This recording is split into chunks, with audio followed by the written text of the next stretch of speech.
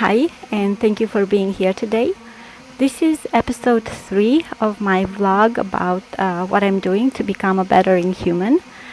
And really, last week I talked about how I see myself maybe posting twice a week because I was enjoying making the videos. And I really shouldn't have said that because turns out that I up till like last night, I didn't even feel ready to post today. So I'm calling this vlog, let's see, the lack of story is the story. And I'll put a timestamps in the description if you want to get straight to that part.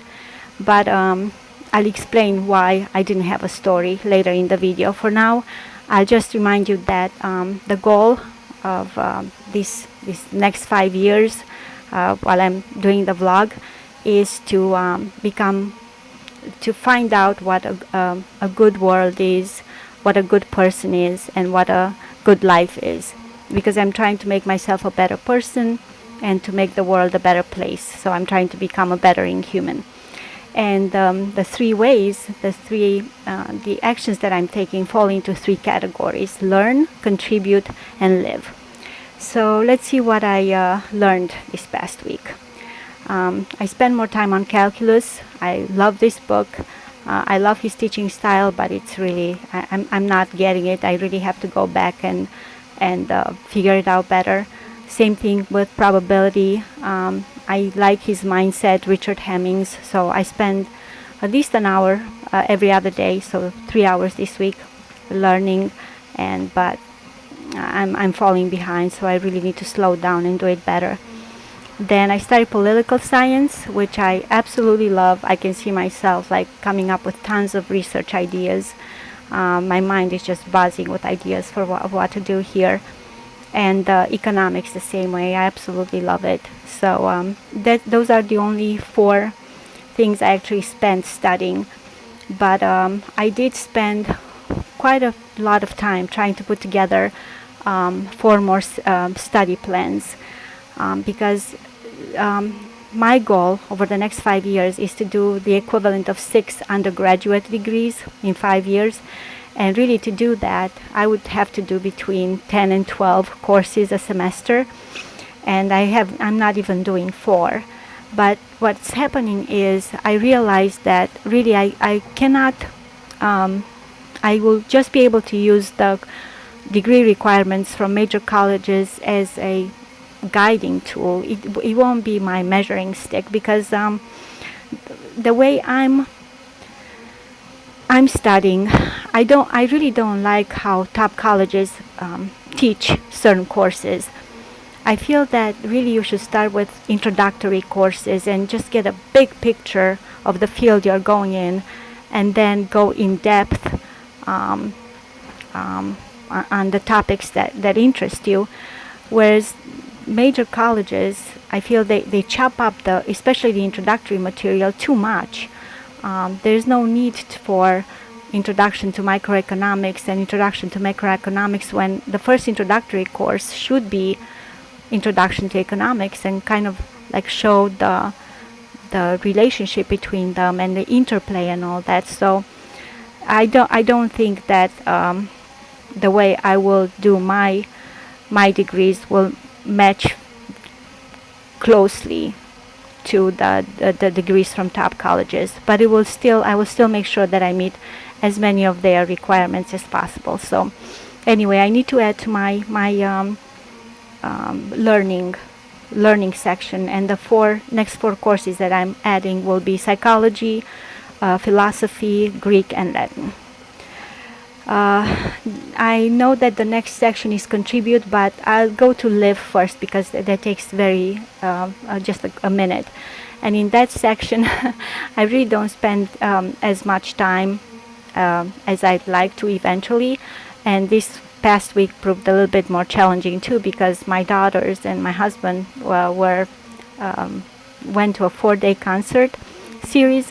And so I didn't see them as much as I like, but still I spend quality time with them. And then tomorrow I'm supposed to go out, which I know it sounds bad, but I'm really not looking forward to, because I'm not a restaurant kind of person anymore. So it would be nice hanging out with family, but I'm not looking forward to the setting. So, but that will be part of the live section. And now let me get to contribute, because this is the part that gave me the hardest time. This section, because what I wanted to do with contribute is really produce something useful. And so the way I thought of doing it is collecting little stories that I thought, other people would find interesting. But the more I was collecting these stories, the less I think I felt frustrated and empty. I felt like not empty, anxious. I felt like the stories I was collecting were just because I wanted somebody else to find them useful. And that really, in the end, I just felt like, no, this is not me. This is not how I want to do it. And I couldn't really tell why I was feeling that way, why I was feeling frustrated. And then it hit me. I wanted this channel to be about how to find things that are useful to yourself. Right now, I'm trying to figure myself out. I'm trying to figure the world as it makes sense, from my point of view. So what I'm looking for are pieces of content or information or things that are useful to me, which sounds selfish, right? I mean, why would anyone think that things that are useful to me, why would anyone watch that? And the thing is, I don't think that the pieces of content themselves would be useful. What I find, the syllabi, the study plan that I put together for myself, I don't think that those in themselves would be useful to other people, although I think some will find them useful. I think the process itself, the process of figuring out what things are useful to you and how to combine them in a framework that makes sense to you. So I gave up on all these little stories because they really they didn't resonate with me. So yesterday, kind of, this is how I felt. I had no story. And then the wise man in me said, well, the lack of story is the story, which of course sounded confusing, but it ended up making sense.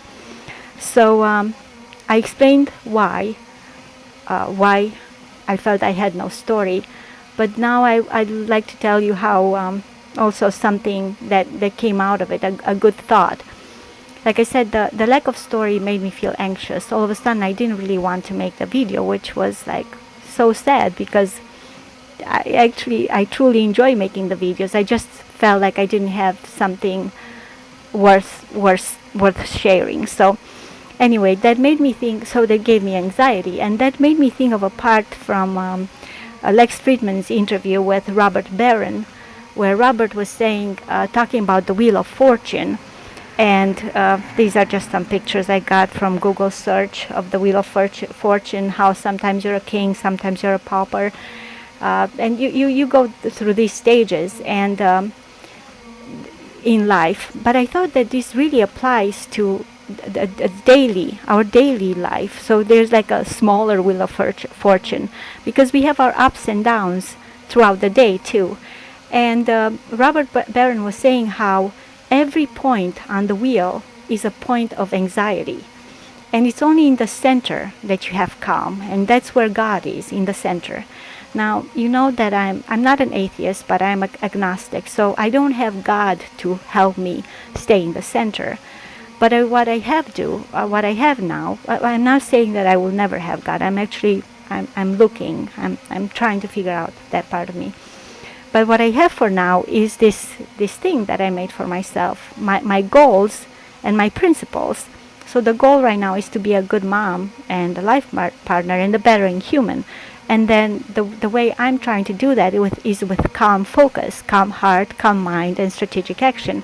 Then I have this more detailed principles of what calm focus really means. But this is what pulls me towards the center when I feel anxious, depressed.